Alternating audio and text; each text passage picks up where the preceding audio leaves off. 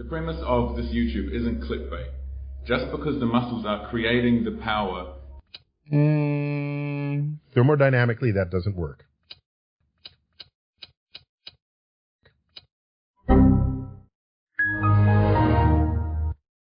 The premise of this YouTube isn't clickbait.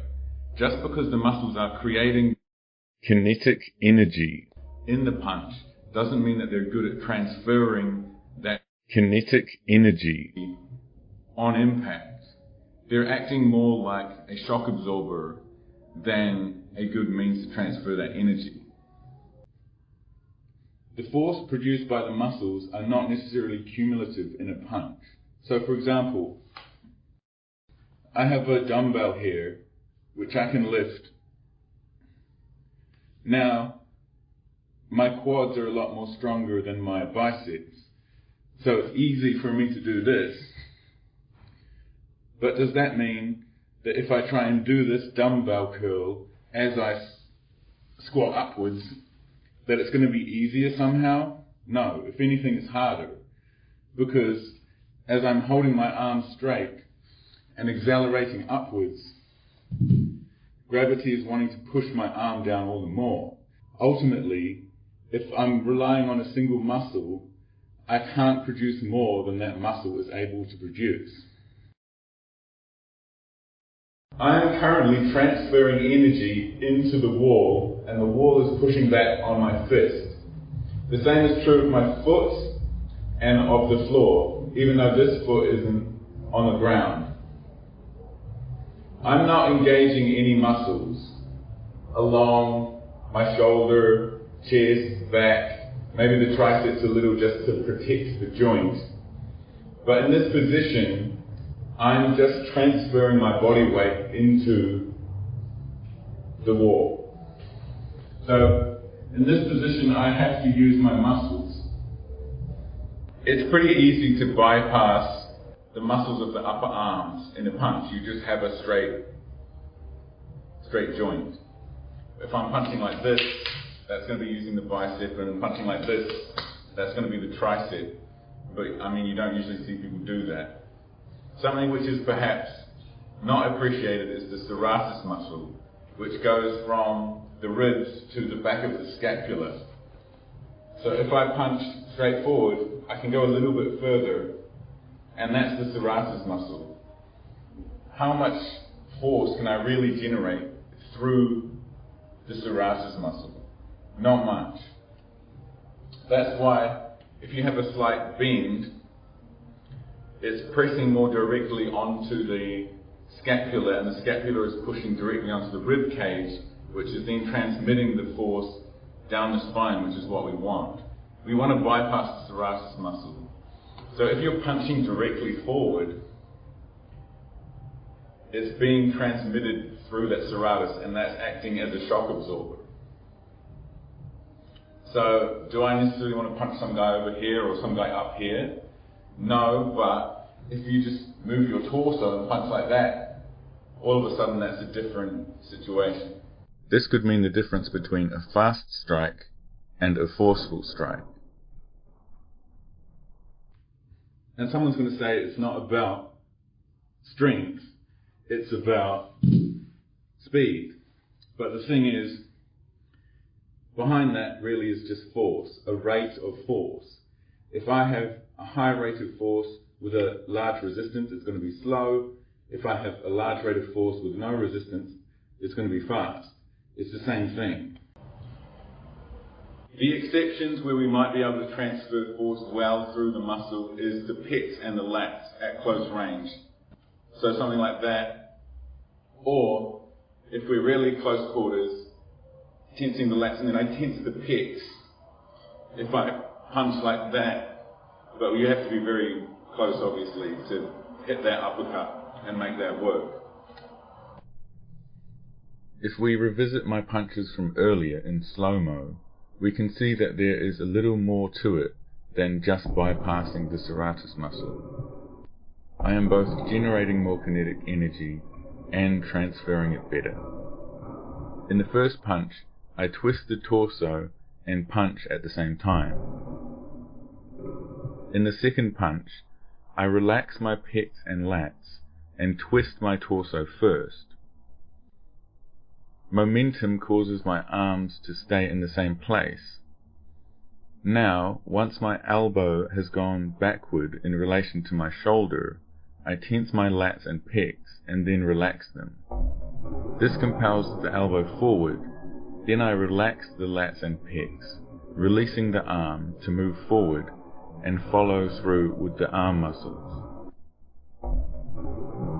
So now I have both generated more kinetic energy by using the lats and pecs, but also, by the time my hand hits the bag, my torso is in a better position to transfer that force.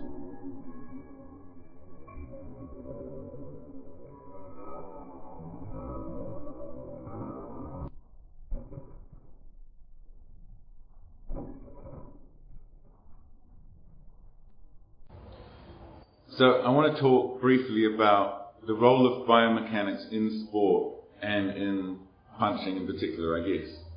When I studied biomechanics, I honestly didn't really see much point in it. I sort of thought it was silly. I was good at it and it was easy, but if we, for example, think about the best scientist ever, Isaac Newton, who best described the motion of, say, a ball and understood that stuff, did he all of a sudden become a really good juggler because he was the best at that? No. The answer is no. So I really didn't see that the application would be all that much use, actually. I started paying attention to biomechanics when I realized that there's sort of a missing piece to biomechanics when it comes to the lats and the pecs, and I've published on that, so you can see that elsewhere. I'll put it on screen. So realizing that there's been this gap in the biomechanical knowledge, I started thinking about, well, how can we use this? And I wasn't actually very interested in being a fighter myself. I never used a boxing bag. I never went to MMA gyms or anything like that. But I went to the gym one day, and I'm just doing my workout, whatever it was, I've forgotten. But I realized I keep getting distracted by the boxing bag. And at that time, I was looking for an EMG, an electromyography machine, so that I could test my theory. But I'm sitting there thinking, why am I getting distracted by the boxing bag? I never used the boxing bag. And then I realized, hang on, maybe I can demonstrate my theory using the boxing bag. And that's when I started uploading YouTube demonstrations and stuff, and people were sitting there like, what's the point of this? They don't understand it. And then you try and explain it, and then nobody watches those things because they don't actually care about a technical explanation of things. So when I realized I had this different understanding, I started looking at short-range punches and short-range generation of power, which is generally not what people use in the gym or in a real fight or whatever. So I wasn't really sure about long-range punching, whether I had anything to add to that scientifically.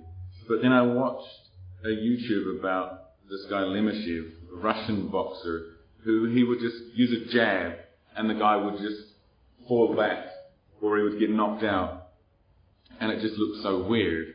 And I realized that his elbow is going back behind his hips frequently, and that's something which I think boxing coaches are going to teach out of you because you're opening yourself up.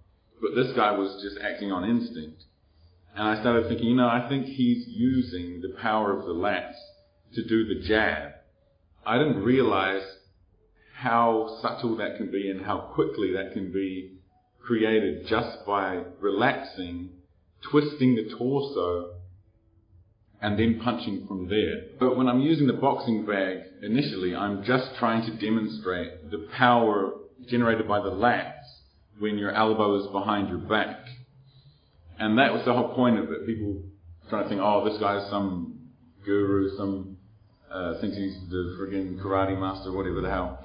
No, I literally never practice on the boxing bag. And that's relevant because I was talking to someone in the comments about Hikite on my Hikite YouTube, and I found someone who had an account of being punched by a Okinawan karate master who used that particular type of punch that I theorized, based on this new theory, curved filament theory, would have a lot more power. And then someone in the comments is saying, well, okay, this old guy can generate a lot of power, maybe it's just because he's really experienced. The thing is, I have no experience. If I use one technique and I get a lot more power than using a different technique, that's because it's a better technique. It's not because I have any skill, because I have zero skill. Okay? That's my role in this thing. And the role of science is a limited role. I understand that. When it comes to a real fight, there's a lot of complexities. There's going to be telegraphing, there's going to be speed, there's going to be risk-reward.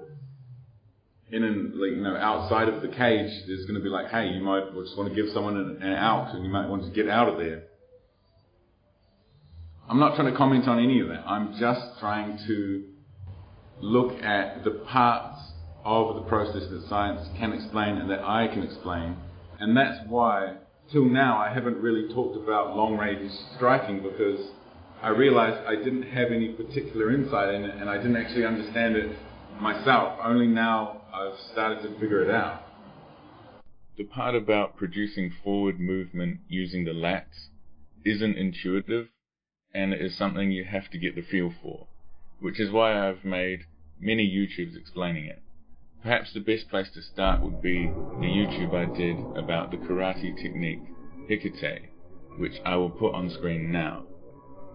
Don't forget to forcefully transmit kinetic energy through the like button and KO punch that subscribe button as well.